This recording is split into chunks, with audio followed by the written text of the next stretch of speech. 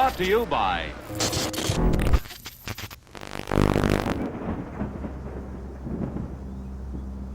There's a storm coming, friends. We're gonna have to hunker down and ride it out. I always wonder what to do during nights like this, when everything is keeping us locked down. We can't go anywhere. We can't have any adventures. We have to figure out how to fill the time.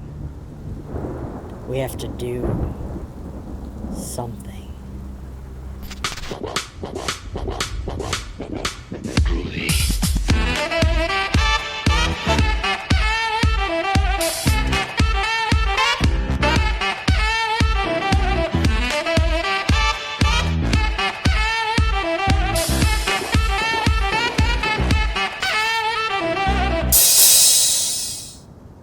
Hello friends, and welcome back to ETF.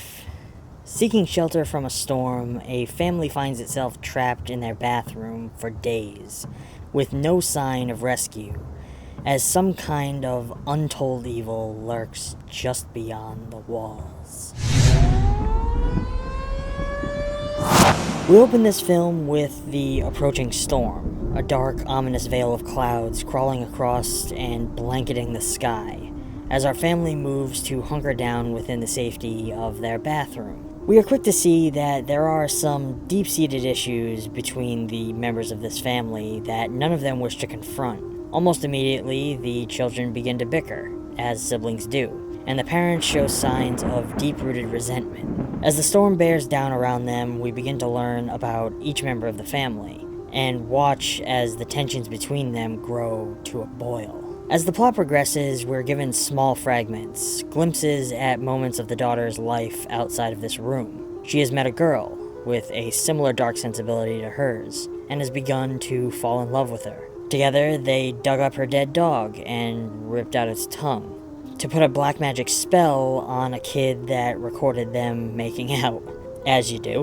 Through these flashbacks, we learn that they dabbled in black magic and necromancy, and that maybe they have awoken something dark, which could have caused whatever is happening to the world. Perhaps they summoned something. The horror of the film stems from this family being trapped together within the isolation of this room, unaware of what is transpiring in the world around them, cut off from technology and information. Each of them speculating in and amongst themselves about what could have happened or why. On some level, this film is about what happens when you take all that away and isolate people in the dark. But on another level, it centers around the fractures within this particular family, and how the things left unspoken can sometimes tear us apart from within, and force us to a breaking point when we are pushed into an unimaginable situation. This movie takes some really strange turns that I definitely wasn't expecting it to go. There's a shot early on that I found very interesting. As the entire family is pushing on the door, trying to escape the room, we get a long, slow zoom toward the mother's back, and we can clearly see her phone poking through her sweater in her back pocket. However, this never comes into play, in the way that I expected, at least. Early in the movie, the husband asks her to use her phone, and she just tells him it's dead.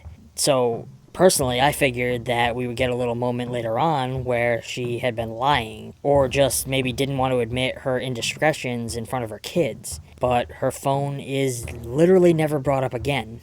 It makes me wonder if maybe something was left on the cutting room floor, but I have no way of knowing.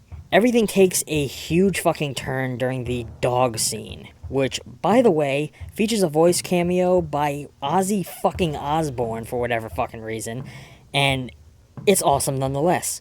Suddenly we find that there's something else going on outside that doesn't yet make sense, and if I'm leaning into spoiler territory, never truly gets explained. The way the film is built, it keeps elevating the tension from scene to scene, luring us toward believing we know where it's going again and again, until suddenly shifting in a new direction. It keeps you guessing from start to finish, trying to figure out what kind of movie you're watching. Visually, the film is quite sound. The cinematography throughout each sequence is gorgeously captured. They do a really good job with keeping each shot unique enough given that we are confined to this one room. However, the real winners here are the writing and the sound design.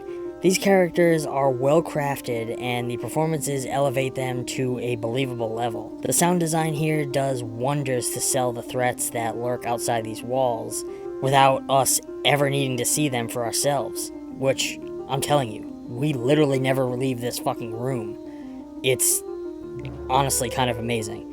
This is a film that definitely twists down roads that others wouldn't dare to go. It makes choices that I certainly never expected, and each one drew me in deeper and deeper into the mystery, making me yearn to know what could possibly come next. Each step of the film spirals our characters into deeper levels of madness, paranoia, and depravity, forcing them to face their fears, confront the consequences of their choices, and discover what horrific things they are truly capable of, buried beneath an unimaginable threat outside their walls that we never get a chance to discover for ourselves. I have to give We Need to Do Something an A+.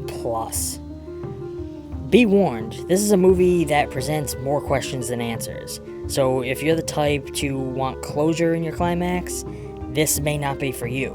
But if you're looking for a tense experience that will keep you engrossed in its deep-rooted and somewhat supernatural mystery, then I highly recommend this to you. I personally enjoyed this film very much, and I hope at least some of you seek it out.